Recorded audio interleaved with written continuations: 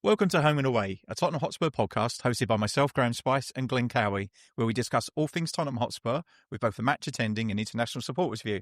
In this week's episode, we'll be reviewing the Leeds match from last weekend, previewing the Villa match on Sunday, as well as taking a look at some of the news around the squad about injuries, international performances, and more. We'll be joined by our guest David Harris from Grumpy Old Spurs. Lads, it's Tottenham.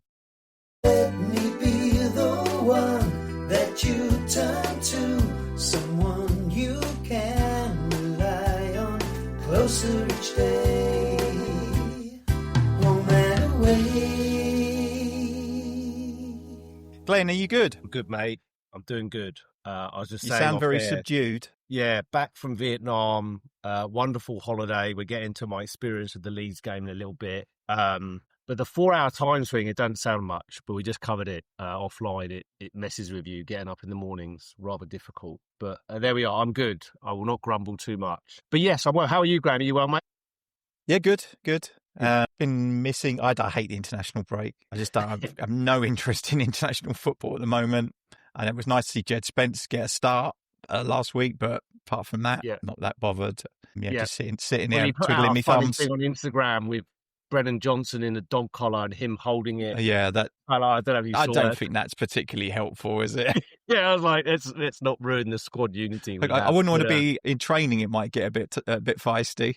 Yeah, no, indeed. And then as you mentioned, Graham, David, we've got you here joining us in the same time zone as me, which is always a pleasant change. David, you're based in Sydney, mate, and host of Grumpy Old Spurs, Lads, it's Tottenham. Yeah, that's right. Thanks very much for having me on, guys. And yeah, it's an absolute pleasure to do a pod or YouTube at a slightly more reasonable hour, because normally we do Grumpy either at 5:30 in the morning or 6:30 in the morning. And so, we do the show, Monday night UK time is 8:30, and then obviously we dance around the time zone difference. So the whole idea is that when we get people on the show who are guests, we go, what was the first time you went to see Tottenham?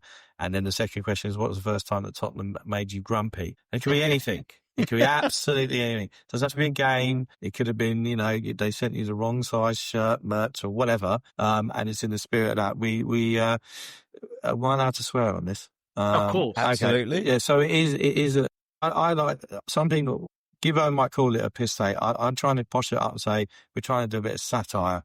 So we look at stuff like, do you remember when we had the dog in the matchday program last season, that one of Donna Cullen's thing? So we did Dog of the Week one week, and we featured the dog that was in the program. So we like to have a bit of a light-hearted laugh at it. Don't take it too seriously. If you're looking for XG analysis, I wouldn't come watching our show, to be honest. No, all good. Yeah. I think tactical is fairly limited for us as well. Right. Yeah. It's more emotional.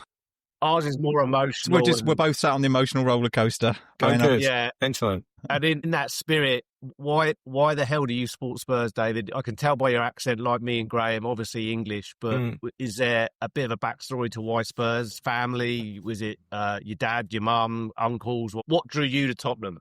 Well, I mean, just to point out, my mum is a gooner. God. Yes, I love her very much. You have my condolences. Well, no, it's all good. The rest of the household is Tottenham. So my grandfather, on my late dad's side, they were in the East End of London, and they were on the commercial road. He started going to Tottenham. Now, really, he should have gone to West Ham. I don't know no one knows why he didn't go to West Ham. I'm very grateful that he didn't. So he first started going in 1938, and then obviously he had 3 sons. And so I started going in 1977, which was just after we got relegated. So my first ever game was Tottenham 9, Bristol Rovers 0. Yep. Great way to start. I thought it was going to be like that forever. Obviously, it's not. And therefore, my first hero was Colin Lee, who made his debut that day and scored 4 goals. And I didn't know until I'd listened to the Spurs show a few years ago that actually Bill Nick took the team that day because the general had a family bereavement and he had to sort that out. So I have actually seen Bill Nick manage Tottenham, which I didn't realise till a few years ago. So that's kind of how I've ended up supporting Tottenham. Good stuff. What a story. I mean, as far as your location, like me, David, Graham and I actually have a season ticket, a pair together, but and often it gets sold. Sometimes Graham goes, take somebody, but do you get back? Like, obviously it's a bastard flight and difficult. But do you get back? Have you been to a new stadium? Like, it's not so new anymore, but do you get back very often for games, mate? Or is there harder to achieve like it is for me? Look, post-COVID, I've been back a few times. I actually, pre-COVID, I went to this new stadium just after it opened. So I went to Huddersfield, the 5-1 Lucas Moura, and also the Brighton game, which was crucial to get us back in the Champions League when Eriksen scored near the end. And so I think I went to the Leeds game when Conte was just in charge. And I'm going to admit this, and I'm really sorry, but the last time I went was Tottenham-Chelsea. Now, we were late for the game. We had to do a family appointment, and there was no getting around it. So me and my brother turned up to the stadium last season. Son had just scored the second. The VAR check was up. I walk into the stadium. It's disallowed. And as we all know what happened after that, it all went to shit. And so it's your fault. And my brother... The family that I've been going to see Tottenham since I was a little kid, they all turned around to me and said, "When are you going back? You've done enough damage again." So I have been, as much as I can. Like sometimes we end up going over there and it's an international break, or we're playing Newcastle away and stuff like that, and you just can't do it. But we try and get to a game as much as we can. Yeah, definitely. No, good stuff. Good stuff. Well, talking of games, we had a game, Leeds. Seems like about a month ago already, doesn't it? I know, it's mad, isn't it? Did you, because it was, would have been obviously the lunchtime game in England. Did you just watch at home? Did you watch with anyone, mate? No, I watched at home, no, just me and the dog on the sofa. Well, yeah. I'd be honest, I didn't have I wasn't very optimistic about it. It was the trifecta, right? It was the Spurs trifecta. It was the last game before international break. It was a team we've had a really good run of games against, and I just felt like that it was. And I hate that. And also, it was a lunchtime kickoff, and we seem to really struggle always in those lunchtime kickoff games as well. And so, I wasn't particularly optimistic, and I think I predicted a narrow win or a draw. I can't remember now, but I thought it was a decent match. All things considered, I think had a bit of bite to it. It wasn't particularly a clean game, was it? I felt like Leeds were pretty feisty, I thought we coped pretty well with them for the majority. I was a bit concerned during some of that game. I thought we were bullied, and I was concerned that we were going to be on the wrong end of a 2-1 defeat or something. But I thought that we came out second half and looked a lot better. David, it was obviously a 9:30 p.m. kickoff for you, because it was 6:30 for me in Vietnam, which we'll get into in a minute on my watching experience. Did you watch at home, David, or did you get to the pub, mate, in Sydney? I know they've got, is it still the same boozer that they go to? Yeah, this is the one in Surrey Hills. To us, I don't really do that. And I'll be very honest with you, I double booked a social arrangement without realising that this was the last great time slot for 6. Well, the Friday night games, which I know that obviously English fans are very unhappy about Saturday night game at 8 p.m. Yeah. It's 7 a.m. Sunday morning. So for us, brilliant. Yeah, pretty happy about that. For me, I'm getting home at 12:30. Yeah. And I'm sorry about that. Yeah. But on the flip side, Glenn and I have woken up in the middle of the night to watch games and then try and go back to sleep and stuff like that. So I double booked, and so I watched the game the next day without learning a score. And so I watched it then. I watched the whole game then. I thought that for me, it was job done, right? I was a bit surprised that Paulinho and Bentancur started together again. I never want to see them start at home ever again together. No. I just think it just doesn't work. So I think maybe Leeds away, they'll be up for it, the crowd, blah, blah, blah. That's what he did there. I thought that Odegaard and Tell both showed stuff in that game where I'm hoping they get confidence out of it. In particular, I remember that Odegaard did that lovely kind of turn and then that pass down on the left-hand side, and Kudos should have really finished it off. And then obviously Tell got the goal, and he had that really good header as well. If we had a proper top 4 challenging, functioning squad, that those two, to be honest with you, won't be anywhere near the first team, and an option off the bench at best. But I thought they showed flashes there, and you hope that they get confidence out of it. Well, they both scored a hatful of goals away for the French under-21s this week as well. So they've obviously got some understanding between them. So it's at least if they can carry that, if we do need to use them, that they've got that understanding. That's a good thing. Yeah. I don't know I if you also thought Vicario, for all of his faults in the last few games, he made some important saves in that match as well, right? He Yeah. certainly did.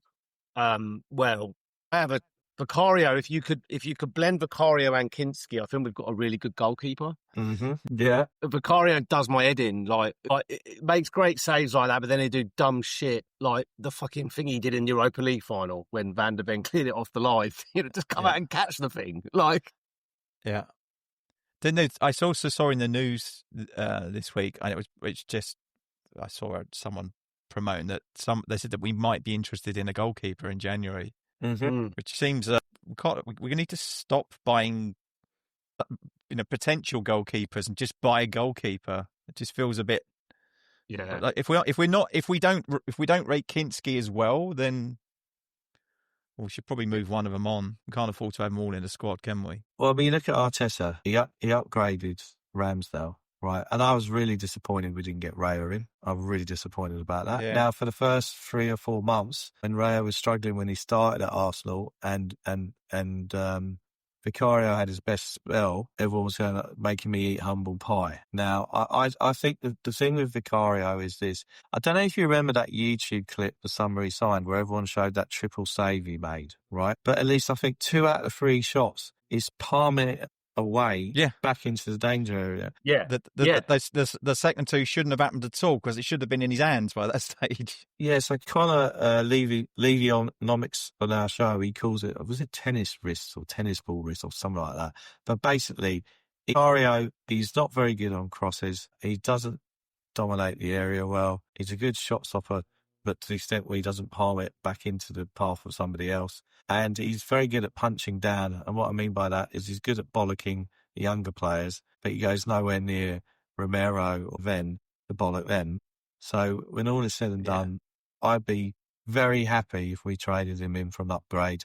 I think it's more likely next summer. Yeah, probably. I wouldn't disagree. Fair. Just going back to your comment on Tell, David, something I picked up on, I don't know if any of you guys saw it, but at the end of the game, Thomas Frank was like taking them all over to the fans and he was like pushing him in front of the Spurs fans to get the applaud. So he's clearly got the backing of Frank and Frank wants to see him do well. So hopefully that just elevates his confidence. Because Solanke's still out, isn't he? So there's no way he starts or plays against Villa. So that niggling injury ended up being operated on, didn't it, before the Leeds game? 2 days before the Leeds game. Yeah. So I don't know what our medical team would do, but they don't seem to be able to gauge an injury very well. We seem to end up with these, even like Colin Warney's dead leg has been like, 4 games? Yeah, it's ridiculous. And he's before this season, before he joined Tottenham, he'd had 1 game out in his entire career from injury, and he's had 4 already with us. He hadn't missed a lot of football, but importantly, Graham was a recipient of some live messages. My story on the Leeds game. So we're in Vietnam, and if you look on a map, we are in an area called I don't know if you've been to Vietnam, David. No. But it's by the way, beautiful country. I've been 23 years ago, first time back. Amazing country, amazing people, cheap. I mean, we were going out for family meals and a lot of food and drinks, and it was like $40 for all 4 of us. Oh, amazing. And I was paying like 75 cents a beer, like incredible. So we're in this area of Vietnam called Ninh Binh Tam Coc, which is pretty remote. And we were there very much for tourism and seeing these wonders of the world, these rock formations anyway. So we're staying with this guy and he's like, I showed him on the phone. I was like, I think I found someone that might show the football. He spoke okay English and he's like, yeah, I'll call them for you. So he called and he's like, yeah, they've assured me that they have it on, like, and they have the Formula One on qualifying for your son as well. And I'm like, cool. So it's this sports bar / nightclub. It was 5:45 in the evening we arrived. First off, it was fucking baking hot, no AC, fans blasting, just moving hot air around. So I'm like, fucking hell, it's hot in here. We're the only ones in there. I see in the corner, the TV's on and it's showing like Premier League highlights. So I translated on Google Translate. I was like, right, you're showing the league. You're showing the Leeds Tottenham game. And he's like looking at me a bit blankly and he didn't really comprehend. And then time passed and it was like 6:10. So we're 20 minutes to kick off. And I'm like, is this a possibility? And then we got through the Google Translate and then he disappeared. Then this girl appeared with this remote from another bar. She was then getting this dodgy feed. she was logging into this dodgy feed, and then it like started to show the pre-game, and then it kept jumping and stuttering, and I'm like, fuck. And then I looked at the other TV, and I was like, I think you have the subscription you need. Like, there's the game there. You just need to click on it, like on K+. So again, around a Google Translate, we finally get there. It's play. And then in trying to please me, they were just so nice and welcoming, but in trying to please me, they're like fucking it up because they're like, no, we're going to go to the feed because now it's on. No, it's on this. It's just not kicked off yet. And then they're looking at me like, what do you mean? Oh my God. So we finally get it on. Then we have this ongoing battle of commentary or not commentary because he wanted music on. Right. So he's like trying to explain to me, no, it's a nightclub as well. And I was like, yeah, but we're the only ones here and I want to watch the football. So again, and it's 7 o'clock on a Saturday night. I mean, who's going dancing at 7 o'clock on a Saturday honest to night? God, it was dead as a dodo. We're the only ones in there. So this went back and forth for a bit. Then I ended up getting my son involved because he was like, look, Dad, I'll get the remote. I'll figure this out because the feed kept messing up. He's a bit techy. And then he took the remote and the bloke looked at me and I was like, ended up putting the Google Translate, how much do I need to give you to keep this remote? So I gave him the equivalent of like $5 Australian, which is what £2.50. So he was happy with that. Then we watched the first half, and then he comes over to me and he asks for the remote back to put his music back on at half time. I was like, okay, that's fine. And then the second half's about to start. He comes over and he goes, can we have it on the other TV? And I went, why? And he goes, well, I want the music on this one. And I was like, no music. Like, I want the game commentary. I mean, fucking hell. So I ended up having to give him another bit of money. Right. And then I ended up keeping the remote on my table so he wouldn't touch it because I paid for it. Game finishes, and within like seconds of the final whistle, he comes over, gets the remote, puts his music back on. All right, bye, mate. Thanks so much. Gave him another tip. But, oh, my God, like it was so... They're such nice people, but in like trying to please me, it just went terribly wrong. But yeah. Kudos goal was good, I thought. I thought he took the goal well. But you saw it, though? Was it Yeah, got to see it. And then Graham was messaging me and he's like, any other Spurs fans? Because I had this grand plan that had I seen any other Spurs fans, maybe from Vietnam, I was going to get a little interview and a little plug. Yeah. There was just 2 Leeds fans that came in and they left at half-time. They didn't want to tolerate the nonsense any longer. Right. So I think they must have gone somewhere else. Or just, lightweight. Yeah, lightweight. But yeah, quite the story. I thought Kudos took his goal really well, though. He played well the whole match. I thought he was really influential. He did. Going forward and defensively, I think he offers a fair bit. You know, I think he's a really important player for us. Man, it pissed off the Pikeys, which is always fun to take a player from them. But yeah, I mean, of course, without getting too ahead of ourselves, we are 3rd in the league. And arguably, as I said to Graham the other day, we've not been amazing. Not played most games. We haven't played that well, really, have we? Yeah, we haven't like been amazing. But like, David, where do you sit on like our prospects for the overall kind of season and next few months? Like, what would be satisfying to you from a position of where we are in the league come Christmas? Obviously, we've got Champions League contend with. I mean, I think we would all agree that last season was an absolute anomaly in that we finished 17th and maybe won a trophy is an anomaly as well. Where do you sit, mate, come Christmas time? Where do you want to see Spurs? Like, what would be a success under the Frank era? Look, I think for this season, for me, it's going to be, given the squad that he's got at the moment and given the amount of business he can really do in January, which is not a huge amount, I would love us to win a domestic cup, and I would realistically, if we finish in a Europa League Cup place in the league, I'd be all right with that. If we manage to somehow get to the quarters, last 8 of the Champions League, I'd call that a really good season, right? I think in terms of, and obviously we have a new era under our new owners, the Lewis family. As you well know, they're our new owners, and it's great to see them. And they'll bring the money moved from this hand to this hand, from one person into the family trust. And now we have our new owners, who don't seem to use the word ENIC anymore for some reason.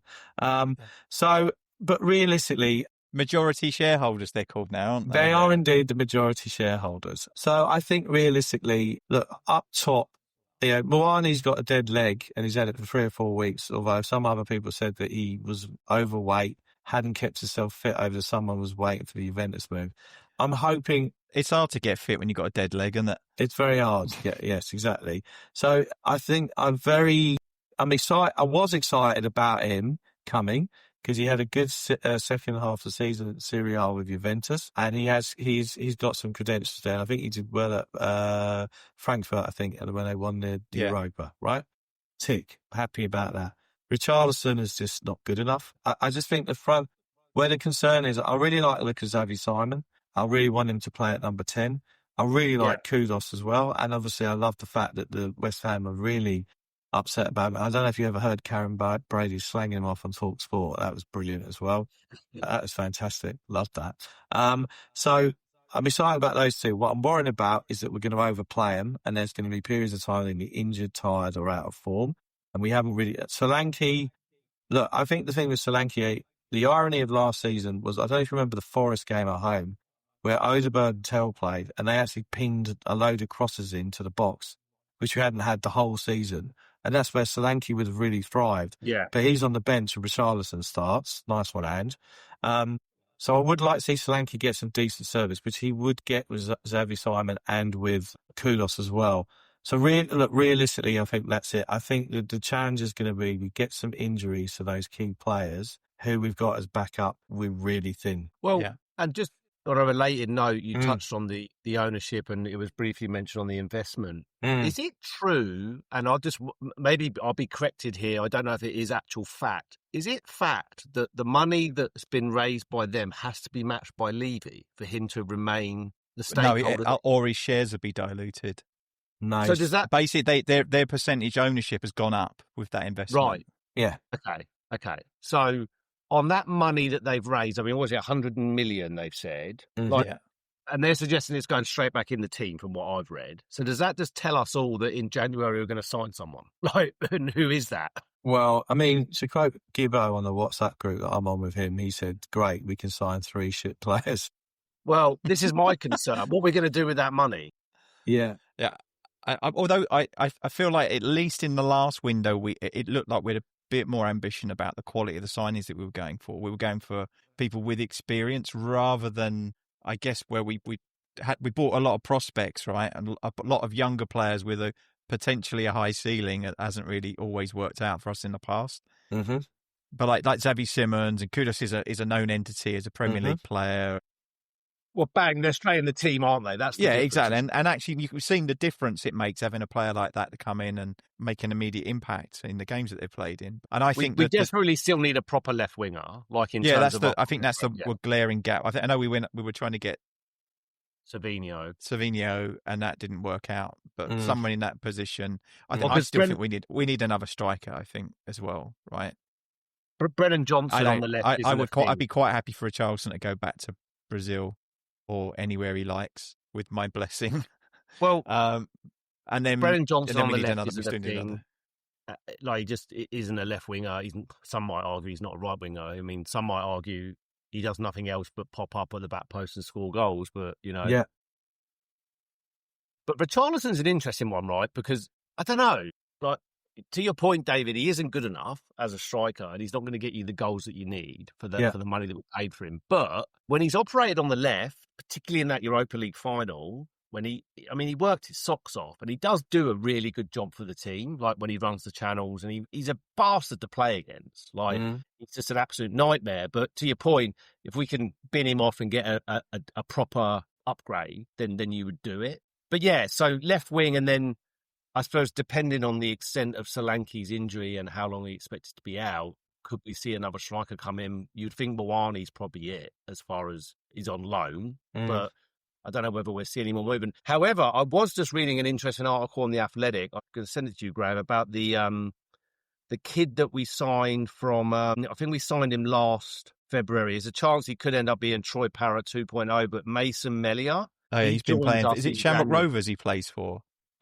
We signed him and put him and sent him straight back. Well, apparently he's been knocking him in for fun, hasn't he? Yeah. For what it's worth, in the Irish league, he's knocking him in for fun, and also because of Brexit, you can't see Irish players now leave before the age of 18. So before you had a lot of them coming into the academies and stuff. Now they have to wait.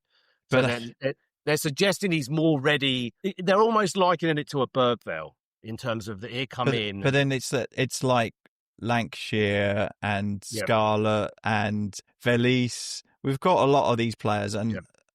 and then I don't think he gets near the first team. He might be very good, but how According do to we? the article, he's going to be readied and training with the first team straight away. I don't know. Like, I'll send you the article. It could be interesting. Was that I mean- Jack Pitt-Brook who wrote that? It's on the Athletic. I used to can have a- call him Jack Pitt-Brook-Levy. Let me see who it's actually. Connor O'Neill is Okay. the.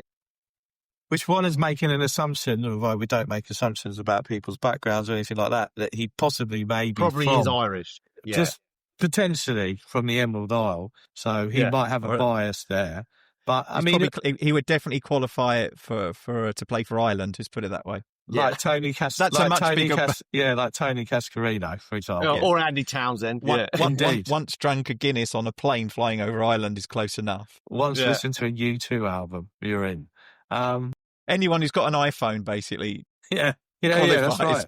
Exactly. Look, I think, I can't see Savinho coming. I mean, has he signed a new contract? No, I think he signed a new contract. Yeah, he Right, did. well, He's that's- signed up. Actually, okay. it's not happening. So that's not happening. I mean, look, the calibre of player that we didn't sign last summer was Eze and Morgan Gibbs White. You got to be impressed by the fact that they were good. And if we'd have got those two in, we'd have been out of the races. I just think that we kind of need a left-footed centre-back, really. And what else do we need? And then Paulinho, as much as I'm enjoying him and as much as he improves the first team, he's a proper number 6. I don't see the hurry that we have to sign him. Wait until the summer and see what happens. water. Because I'd rather... Maybe going to get water. I mean, if our new owners are really serious about these things, they'll whack down a load of money for Wharton, and we're going to judge our new owners on the next 2 windows, really, and not really the January window. But if we've got this 100 million coming in, and then there's some kind of finance facility from Macquarie Bank, who Glenwood knows. There was like a payday loan, wasn't it? It looked like. Yeah, but they do that. They do that a lot. Yeah. They organise financing with Premier League clubs where they basically pay up front what they think the prize money is going to be from the Premier League, and they pay that up front, and that's the form of the loan, and then they get a security across the assets of the club. So that's pretty standard. And with the 100 million, and obviously the down payment, it's not going to be 100 million. You're going to down payment of whatever.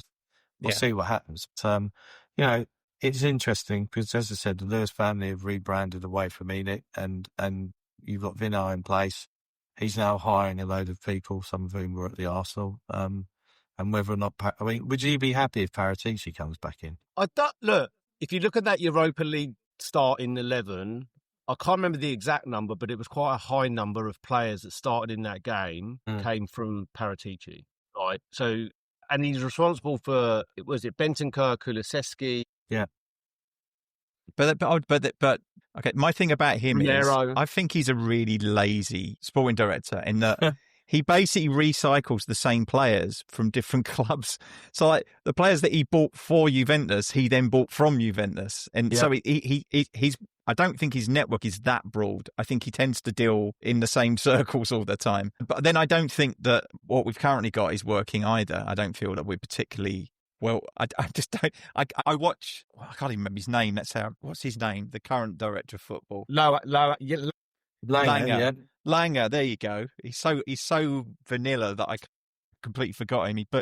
But I don't feel like he's doing a particularly good job, and maybe that's an area where we could improve as well. But he and Frank worked together, didn't they, at previous club? Yeah. They knew each other, yeah. Maybe that helps, but maybe it's not him, but the scouting network maybe that needs a refresh. Then, because we're really good at picking up players after they've had 2 really good moves, and they cost us 4 times as much as we would have done if we had found them at the beginning. I think Langer, you got to give him a bit of credit for these.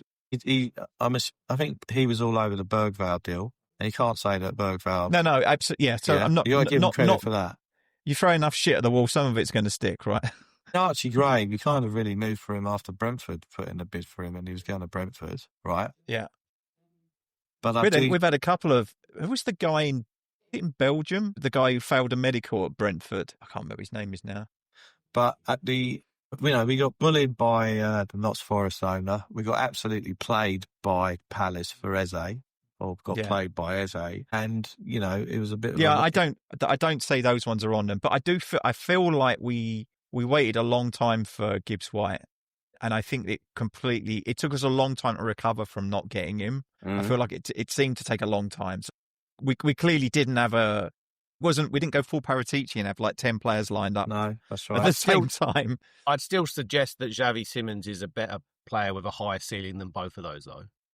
I think he's got a higher ceiling than Eze and Gibbs White in both age, ability, what he's already done in the game. I also think we've ended up with the better one, is what I'm saying there. I mean, I like Eze's a great player, right? I do like him, but I don't think he's a good fit for the way we play. In terms of he doesn't really want to play as a 10, and doesn't really want to play as a winger, and we're playing that way. Yeah. So it's kind of like an inside left, or or he'd need a lot of freedom. I guess what we're doing with Xavi Simons a little bit, but so I think Simons is a better fit for the way we want to play. Look, it's one of those, isn't it? You get to David's point earlier in terms of where I asked him the question on what's a successful season. It's going to be, with a crystal ball, it's going to be really interesting to see where we are come May. Yeah. In terms of what have these signings done? What did we go and get in January? Mm. Because what's going to be really telling to me, and I'm not for one moment suggesting that we're going to win the league, but something that's always held us back when we've been second or third in the league, or maybe top. And you have this January window come along, and then we just don't back ourselves. Like, it just seems like we're just not content in Ryan Nelson. Now, this is it. So look, if it's a big if in January we're 2 points off the top and we've still got to play those around us, and we've had good results with those around us to that point, if they go and back themselves and back Frank and go and add real quality like they have with Kudus and Simmons, who the fuck knows what can be achieved, right? It's potentially a really exciting time, because if they put their money where their mouth is, because Vinay in his interview, he didn't say there would be a war chest, but he also didn't say that we wouldn't go and sign players in January. So he kind of said, I shouldn't say we've got a war chest, basically, because as soon as you say that, people know you've got money and the prices go up. Yeah. So it's going to be a mighty interesting time to see what happens in January. And also, we touched on him in terms of the comments around Paratici. We still got Kulusevski to come back. Yeah. Now, I think he's close to a return as well. Yeah. So that's you could see him. We could see him on the pitch before Christmas. And but it's interesting with Kulusevski. Yeah, it's an interesting thing is where do you actually play him, right? Yeah. Because you'd argue that the best spell. Well, I think Kulusevski's had 2 good spells at the club, and the rest of the time pretty meh, right? So the first good spell was when he joined us, and Conte, when we got top 4, and him, Sonny, and Kane were lethal, right? Yeah. And he was great. In that game away to City, which I think was his debut. He was, yeah. Yeah. He was always good against City, right? Yeah. Now, the other good spell that he had when he was kind of like the 8/10 last season. I mean, I particularly remember the Glasgow Rangers game where he started the move and finished the move and was fantastic, right? Yeah. And I think I'm not quite sure he's an out-and-out 10. He might be an 8. I do remember when him and Maddison played against the Gooners at the North London derby at home last season. The two of them were just passing it side to side to side. It was so slow, the progression. And the other thing about him is that when he plays, I like him playing up top on the right if we're playing a top 6 team away. And he's really good at keeping the ball like a City away and soaking up the pressure. Kudus can do that now. Kudus is actually very good at that. And Kudus is a truckload faster than Kulusevski's thing is step inside, wait 5 minutes and get crossing. He's also pretty press resistant as well. Like, it's really hard to get the ball off him. Yeah. And I do think our midfield really is loaded with a truckload of number 8s. I'd even argue Benton. Yeah, it would be Bergvall. He'd be competing with Bergvall and Archie Gray now. I think he's better as an 8 than he is as a 6. So also there's a whole bunch of players, isn't there? Like Benton, I think Sarr is a really, really important player for us. He's been really good. Been really, really good. That's interesting to say about Sarr, because I know we've only had 8, 9, 10 games. So at the start of the season, I thought Sarr is probably the best form of his Tottenham career, right? Yeah, including the pre-season as well. And it started for me Europa League final. Yes, he was amazing in that. Yeah. But recently, he's kind of been rested, dropped, or whatever. And then the whole, hang on, who did we? Bodo Glimt, he was awful away. He was shocking. Everyone was, really. Yeah, but I know that everyone was, but He was kind of he'd been picked for the first time in a couple of games. So you need to Yeah, you'd think he'd be up for it, yeah. You thought he'd be up for it. And then, did he play, let me get this right, did he play the Wolves at home? I can't remember. I can't remember now. Yeah, but there's been a couple of games recently that he's had a couple of stinkers. But the first part of the small part of the season, he's looked really, really good. So you want competition for places. So you've really kind of got Bergvall, Sarr and Kulu really for that number 8 spot. Xavi Simons at the number 10. And then if you need to rotate Xavi out, maybe you then put Kulu in as a 10. Yeah. And then that's good squad rotation there. And then up top on the right, I mean, Brennan Johnson, I'm sorry, I've been patient with him, but... It's really frustrating because he was a top goal scorer last season. Yeah. But I never felt that he, apart from the goals, he didn't really give anything else to the team. No. I mean, I felt bad for Solanke because when he had Son one side and Brennan Johnson the other, he's just not getting any service. Correct, which is why I would love to see Solanke up top where he's got Kudus on the right and, I don't know, I mean, Xavi will be behind him and whoever we have on the left, but I'm hoping you get more out of Solanke that way. I'd like to see us persevere with Odobert for a while. Yeah. Just to get a bit of consistent run in the team because it would be good to... What I don't want us to do is to accommodate someone else that we move Xavier over there because I don't think he's as effective on the left as he is in the middle. No, he's not. So I think we look better balanced with like Odobert on the left, Kudus on the right, Xavier in the middle behind Solanke. Feels like until we can get an upgrade on the left, that feels like about the most balanced way we could set up. Yep. But the only thing I will say is though, because we suffered so much with injuries last year, and when we got to the kind of sharp end of the cup, specifically the domestic cups, we kind of fell to pieces because we had so many players out by that stage. We could have put a medical team 11 out. It was so bad. Mm. And I feel like this season he's definitely been consciously rotating players a lot more. I'm hoping that's on the basis that we don't want to burn anyone out and we'll. Not that it's not just that he doesn't know what his best 11 is, or he's just tinkering a lot to try and find a winning solution. I feel like he is at least resting some of the players. He's not running them into the ground. I wouldn't have thought he would. I really didn't think that Tell would start as a striker this season, but he's done that a couple of times already. The thing with Brennan Johnson is that you can't pick players on sentiment and emotion, but like Maddison, he clearly seems to love the club.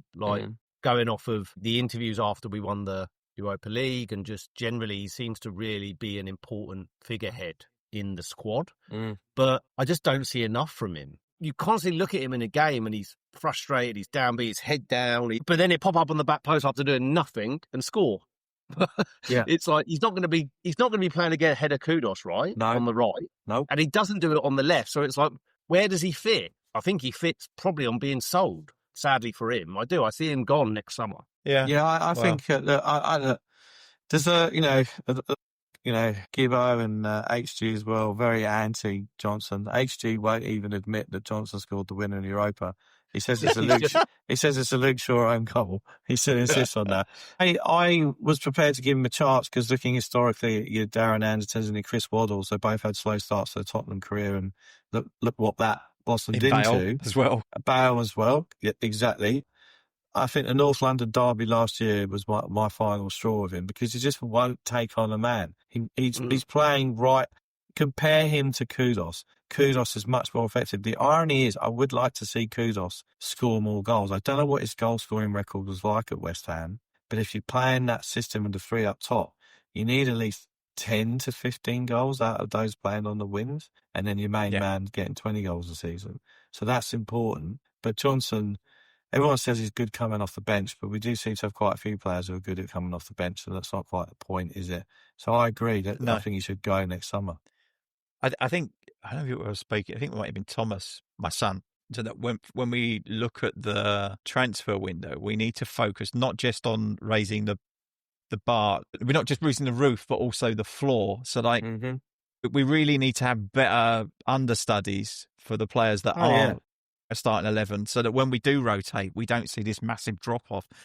An example of that would have been the Super Cup final, right? Where I felt like we were absolutely dominant and we were really in great moment, and we made 2 or 3 substitutions and the drop off was noticeable. Yeah.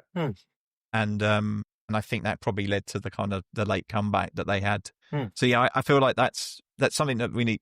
And I don't know whether it's a different form of scouting, because you're looking for different players that are going to be willing to be an understudy. It's probably a different dynamic, I would have thought, when you're hiring. Is it a different form of scouting?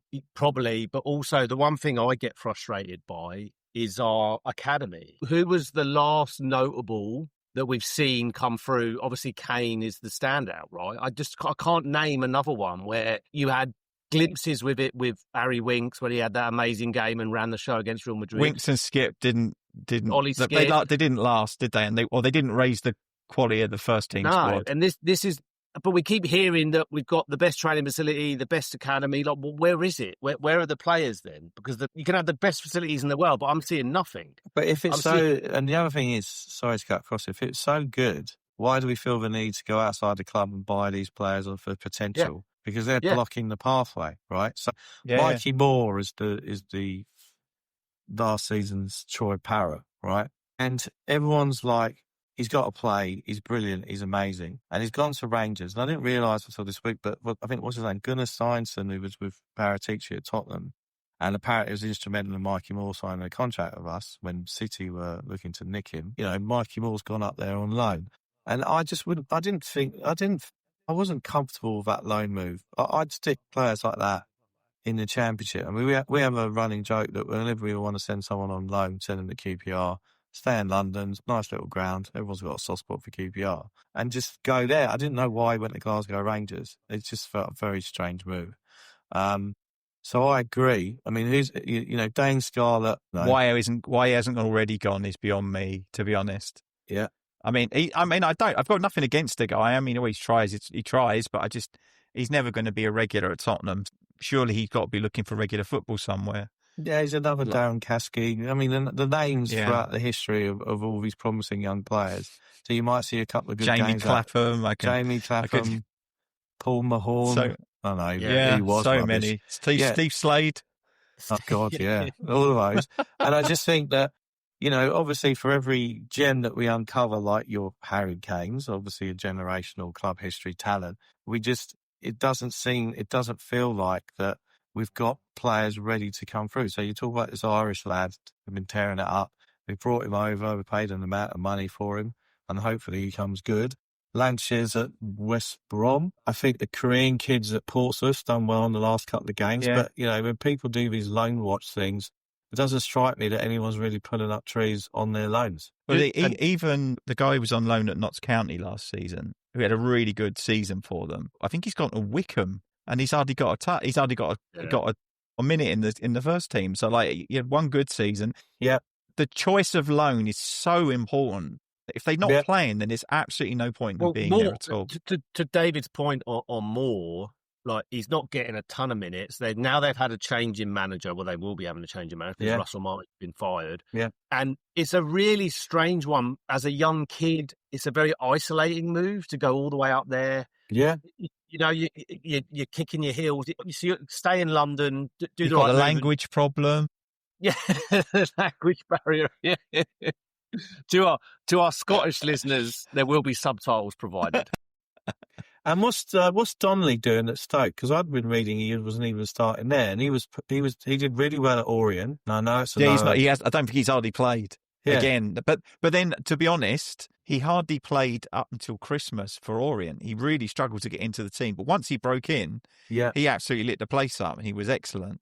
Okay, who's the other guy? There's another guy. There's two of them at Stoke, isn't there? Ash Phillips, I think he's there as well. Yeah. How old is Ash Phillips now? He's 28 or something, 35 or something. I mean, 37. Another one we bought him from Blackburn. And there's the other one who's up in Scotland as well, the other centre back. Dorrington, yeah. But he had a good season up there. Was it Aberdeen he was at, I think? Yeah. And then Didn't he's they back win up the there cup again. or something? Yeah, he's won a trophy, so he did all right. Jamie Donnelly has played about 2.5 hours of football at Stoke this season, and 90 minutes of that was in the EFL Cup. So there answers your question. He's not getting a lot of football at all. Because the head of the youth academy, I'm sure, was a guy called John Cartwright, who then he's gone off to the FA, right? And so I think it was under his tenure that we saw players being produced and things like that, right? Now, again, to the point, you've got the Chelsea model. who produce all these players, and it's part of you produce a domestic player, it helps you with your PSR, and then they sell them for a price and off you go. But we can't even do that at the moment. Yeah. No. Yeah, it's a bugbear of mine that has been for a long time. Actually, just selling in general, we are so bad at selling players. It's a big issue, right? It's like we've got them and we just can't get rid of them. They're like a bad smell. Yeah. I feel that the tone of this pod has gone a bit grumpy. I apologise for that. I know I'm coming from That's grumpy okay. Spurs. I seem to have polluted the early season optimism with grumpiness. My apologies. No, I think that for all the positivity. I mean, we've got some points on the board. Yeah. I think generally, you'd say I like what I'm seeing from Frank. I think he's considered and tactically astute person. I like the team he's built around him. I don't know if I told you, but Glenn, Thomas, a friend of a friend, let's put it that way. I think we're also getting a new nutritionist, head nutrition from Brentford as well. Oh, okay. So you're more. So again, this is ITK exclusive. We are getting a different kind of ketchup in the canteen. Yeah, so it's sugar-free. Not Christian Gross eat a sandwich. You hear that Les Ferdinand story when he was made to eat a sandwich with a knife and fork? Because Christian Gross was like, it's etiquette and it's important for attitude. He's like, fuck off, mate. Can I just ask you a slight tangent question, Glenn? So you're obviously based down Melbourne Way, Victoria Way, and that is where obviously I know and his family made their home in Melbourne, right? Yep. So as someone on the front line of Tottenham fans in Australia, so we win the Europa, and then within 2 weeks we've sacked him. Were you on the front line of the local Aussies turning around to you going, "How dare Tottenham do that"? Did you get any negative feedback? Fuck yeah. I had text messages from colleagues at work. Like you'd done it. You're the one who pulled the... Yeah. I had text messages from colleagues at work that were barely into football, really, but knew, and were like, what the fuck? Why have you done that? Like, he's just won you this. Like, what is going on? And yeah, and I was obviously... And I seldom go. I don't usually go into the pub for the games. I usually watch at home or go to a mate's. Yeah. But I was in the pub. I had a ticket for the final, but long story short, I just couldn't justify the $8,000 or whatever it was going to be to get there. And we had anyway. But in the pub, there was I don't know what Sydney was like, but in the pub here, they had no less than 3 different news reporters from ABC, 7 News, and 9 I saw that. I watched it here, but I saw that. And it was all focused around Ange, and then it was like you heard obviously the Aussie supporters, and then one of the questions put to them was like, "Will he keep his job?" And they're like, "He has to. It was all based on emotion. Look, it was certainly interesting to try and talk to people, colleagues, friends who are not really that into football, but are now because of Ange. They're probably more Forest fans now. Yeah. But to try and, my view was, look, objectively understood why they did it, right? As an entity, when your bread and butter is the league. But I do think, and I said this to them, a massive anomaly in the injuries that we had. And he came out and said it, didn't he, after the final? Some in the club didn't like it, but I put all my eggs in this basket and we've won it. So, but yes, to answer your question, I certainly did have shock and awe of what the hell have you just done. Did you see much of that in Sydney, David? Or I got a truckload of it. So I watched the final here, hugged to my son. We both cried. I rang my brother in England. I rang 606, was the first one on to Chris Sutton and Robbie. Brilliant. I have to find that. You've got a copy, send it to me if you've got an audio of it. Yeah, it should still be in the history of the pod. I'll find it, yeah. So I go into the office, my boss at the time is a big Chelsea fan, but nice bloke, but a Chelsea fan. So he knew, and he's known me for a long time. So I go in the office with my scarf and do a lap of honour around the office with the scarf aloft. Down the boozer that night, got my scarf on. People coming up to me and they go, well, do you think they should sack Ange? I said, yeah, you got to sack him. Can't finish 17th. And they're looking at me like I've cancelled Christmas. Yeah. So we do the deed. I'm working from home, and then I've got Sparky round sorting out a bathroom light or whatever. And then he's a mate of a mate who's a Tottenham fan. He starts talking to me about it. And he's like going, "It's an Australian, mate. Where were you? You didn't have any success, mate," and all the rest of it. And then I came up in my brain. I don't know if you two are into Test cricket. I then said, Justin Langer, yeah? And he goes, "Yeah, what about him?" He goes, "Because it's cricket. Justin Langer, where was Australia in the Test rankings when you sacked Justin Langer?" And he's like, "So you sacked Justin Langer and you're top of the top. So you can't have a go at me. So if anyone has a go at you about Ange anymore, just go with the Justin Langer defence. That'll get them thinking, divert them, and then escape out the room. All right? Great stuff. Well, and the thing was with Ange, I think at the time and for the 2 years he gave, I think he was a perfect manager for us. I think he united the fans somewhat. I think he got them on a bit of I think he used Spurs having that stick beaten with them, that it's Spursy. I think he used that to the benefit to go and win something. Yeah. Like, I remember the interviews leading up to the final with the likes of Owen Hargreaves and Paul Scholes and Roy Keane.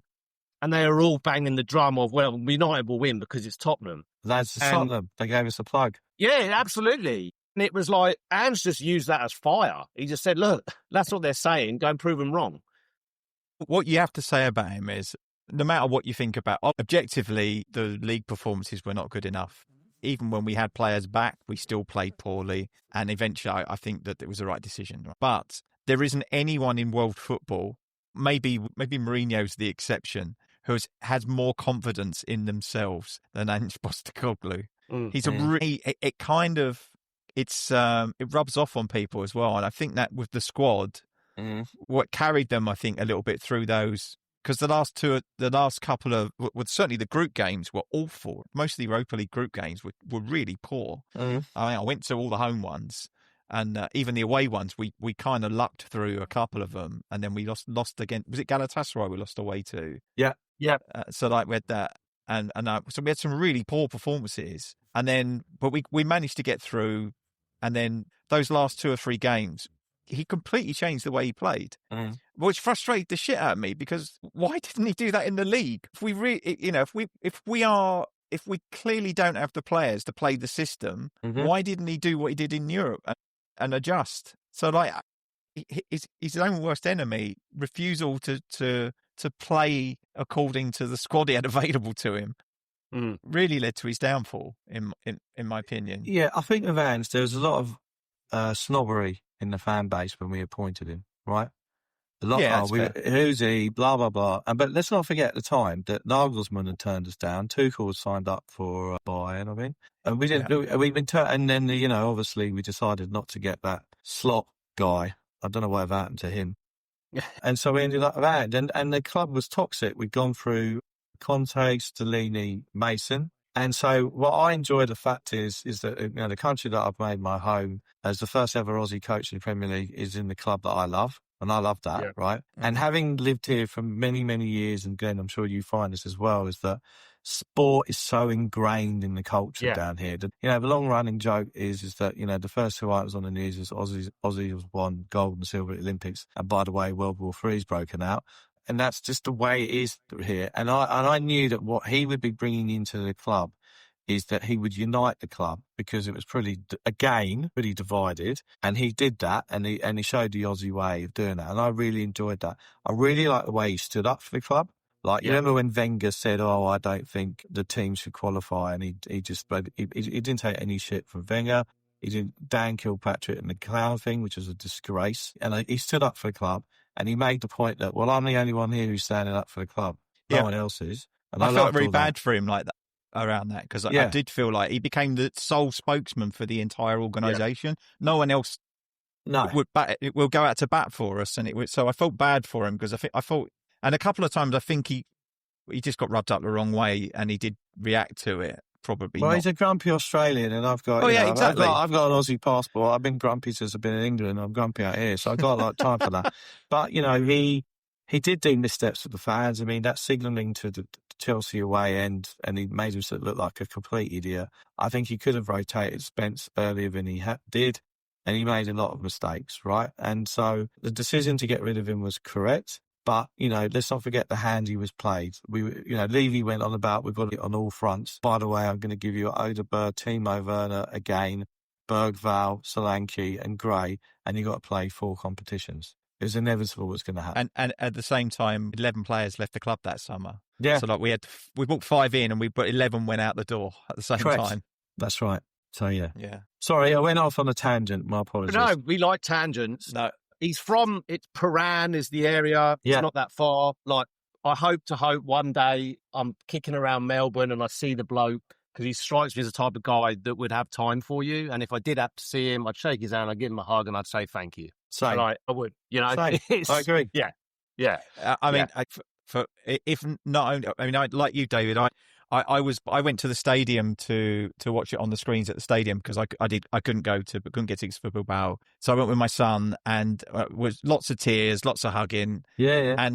and for me because my boys are both 24, so they started supporting Tottenham in about 2009, so they kind of missed the last cup that we won, and so they've been the kind of we've had to watch some really good football, but they've never seen us win anything, and I felt for me, and that was really for me all I wanted was so they could say they'd seen it. Same. And I was quite I didn't care about it for me, I cared more about it for them, but that really made my year, really did. Yeah.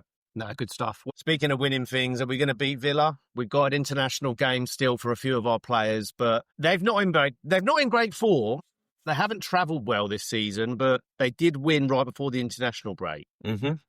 News is no Watkins. I don't know if that's going to happen. He was sent home from England, so what do we reckon, David? Do you think we beat them? Well, we haven't been great at home either, have we, though? We've drawn with Wolves and lost to Bournemouth, of course. I think that's our last 2 home games in the league, is it not? Yeah, I think the issue is that if Emery's a very good tactician, so if he decides to low block us, then we got a problem, right? Because, as I said at the start of the show, I do not want to see Bentancur and Paulinho together in this game, okay? So I'd like to see probably Paulinho, Bergvall or Sarr in the 8 and Simon at number 10.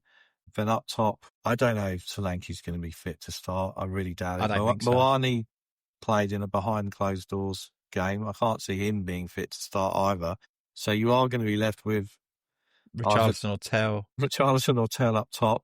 I'd carry on with Odegaard on the left. And then, I think, unfortunately for Jed Spence, I do think our best back 4 is Porro and Destiny as the fullbacks. I also think all of Jed Spence's best matches have been at left back and not at right back. Yeah, which is weird, isn't it? Well, yeah, I don't understand. I don't know why, but yeah, strange. And the other thing about Jed Spence, I always thought, I'm understanding it. Well, my understanding was his best as a right wing back, and he's great bombing forward, but not so good defensively. Well, from what I've seen in the last years, it's the reverse. Yeah, right? He's better defensively, but not been that effective going forwards. All of Europe's top divisions, I don't know if the stat still stood, but he was like the least amount of dribbled pass, like the take-ons. There was nobody better defensively in terms of that he had not been dribbled past. So, again, to Graham's point, that's when he was at left back, not right back. That's right. Which is really strange. Yeah. Very strange. It's like I feel vindicated though because around the time he finally broke through and got game time when we had injuries last season at left back. I think he was covering for Udogie, got injured again at some point. And I think around January, and he had a run of games where he'd been excellent. And I was like, he has to be, given how poor the quality of the left back situation was for England, he has to be in with a chance again in the squad. And he didn't make it into the squad at all. And then, I'm really pleased that he got a chance to play for England. So he deserved it. The only thing about that is all I do all the whole international break is worry about him coming back fit. Yeah, well, this is it. Well, and I say it quietly because the way the fixtures fall with Arsenal, Liverpool playing on the Sunday, should we beat Villa, we'll go top. Now you've done it. Now you've done it. So, now you've done it, Glenn. Yeah. Man U Liverpool this weekend. Yeah, Man United Liverpool, which I actually think Man United will beat them. I've got this feeling that Man United will show up in there because they have to. And then I think Arsenal will probably beat Fulham away. But as David just said, I've now jinxed it. But yeah, we'll go top if we win. So we're not going to win. I mean, I hate to say it, but I think Arsenal are going to win it this season. Sorry. It pains me to think that too, but it seems to me they just have to hope that they do what they always do, which is come out the blocks fast and then fade in the second half of the race. Yeah, but look, I think it's an interesting season so far because Liverpool at the back have looked very shaky. And they do. They looked shaky in the first game against Bournemouth, and I was like, they don't look like a team that's going to win the league. I'm not being glib, but I don't think you can underestimate the psychological impact of Jota and what's happened to them, right? Yeah. City, I think Rodri's injured again, but I still don't think City are quite at it. Maybe they will be at it in time, a great run at the end of the season. Chelsea are a bit of a mixed bag, and then you've got your Newcastles. And I mean, there's a little bit of optimism for us to get top 4 and get the 4th spot. But I do think... Is it 5 spots again this year? It might change back because we've got so many in the bloody Champions League and you're right, like everything you see, Yeah. it might make it harder. But I do think that Arsenal, they've got a much better squad now. I mean, I think that what's his face? Their captain's out injured, but they've got back up there. I think it's there. So I'm winding up Gooners by saying if you book your flight next May to go to Islington Town Hall for the victory parade, so I won't wind them up about that. But I've got a feeling they're going to do it. Yeah, it's worrying me as well. It's worrying me as well. Sorry to end on a discordant, grumpy note. No, not at all. Not at all. Let's just hope it don't happen. Correct. But no, I think All right, the what about- Villa game. Yeah, I've Look, got to say, we're not only do we go top with a win, but we're also long overdue a win at home, aren't we? Because we haven't won for a while because it's Bournemouth defeat and the Wolves. well, I'm draw. going, so I hope so. Oh, there you go. We're going to win it. Pretty. Well, I'm not a particularly good omen at the moment. I've watched some pretty drab games recently. Who are you taking? Who's going with you? Don't know yet. I haven't made any plans. Is there a Boys, particular I- person that you go with who's got a better track record at home versus another person that you go with? Actually, not sure. I'll have You to have might a need look. to do that I'm going to analysis. go track back the last times they came with me. I'm going to tell them, but I'm going to build a spreadsheet. You should. Yeah, Right, you're not coming again. yeah. But yeah, I've got Joao, my friend Joao, who came on a couple of episodes ago from Lisbon. Him and his dad are coming over for the Man U game. Oh, nice. So that'd be cool. It's his dad's first time coming to London to watch a match. So both of them actually first time. So be good. Since he's gone out and bought a Spurs shirt, I felt obliged to at least let him see his first game in the stadium. In theory, Spurs Villa's got the makings to be a decent game of football, right? There's two good managers, both good tacticians. There's good players on show. Unless they negate each other, which is, I think, is what David said. If Emery just plays a low block and play the counter, then we might struggle to break them down, and then we might look fragile. On the break as well, which is where we always seem to struggle. But again, to your point, Graham, let's get through this. Sorry, basically, our Bournemouth played against us. Yeah. So. To your point earlier, let's get through these last few games of international football and make sure we've got full quota available. Yeah. And we Any fly predictions then? Romero back quickly and get put on an easy jet. Yeah, that worked quite well last time. He came back early, didn't he? Yeah, he did. Which doesn't. No. He's usually. Who do they play, Argentina? Have they got a game left, I assume? I think so. They usually come back. Right, okay, they play tomorrow away to Puerto Rico. In a friendly. Surely he's not going to play that. Oh, He will. He will. He always does. Absolutely. He did. I don't think he missed a minute. No. Well, that's annoying. Well, let's hopefully get him back quickly. What's But that? good stuff, Tuesday? guys. I didn't have Back anything. Wednesday, Thursday. I didn't What have a about? great Sorry, deal. we didn't do predictions. Oh, of course, yes. Predictions, scores. Look, I'm going to go out on a limb and say we're going to beat Villa 2-0. I've got a feeling that it's going to be a clean sheet and we're going to win 2-0. David? I'm going to go 2-1 with a tennis wrist Vicario palm into an oncoming, what's the name of that awful fullback? Like Cash. Oh, yeah, Matty Cash. And then the most non-Polish player. Yes. And so Cash will score, but we'll win 2. I'll take it. Graham? I've got a horrible feeling it'll be a draw again. You're going, so... Yeah, I think I got like a 1-1 or a 2-2. I don't know. I think I'm not. Maybe I need to do is be less optimistic, and then I won't be disappointed. I'll go draw. A 1-1 draw. Indeed. Well, good stuff. Well, look, as I said, I don't have a great deal else. David, pleasure to have you on, mate. Yeah, thanks for joining us. No worries. I mentioned to Graham offline, actually, I'm in Sydney next week for work. Oh, yeah? I may just, I'll drop you a message if you've got time for a coffee or I don't know if you get in City at all, but I'll message you, see if we can work something out. Yeah, definitely. Sounds good. Yeah, good stuff. Awesome. Well, nothing more from me, Graham, as always, other than to say, come on, you Spurs. Yeah, thanks to David and thanks to everyone who's listened in. Please like and subscribe to the podcast to tick up the algorithm so we can get in front of more Spurs supporters. And to close us out, as Glenn said, come on, you Spurs. Cool. Let me be the one that you turn to, someone you can rely on closer each day.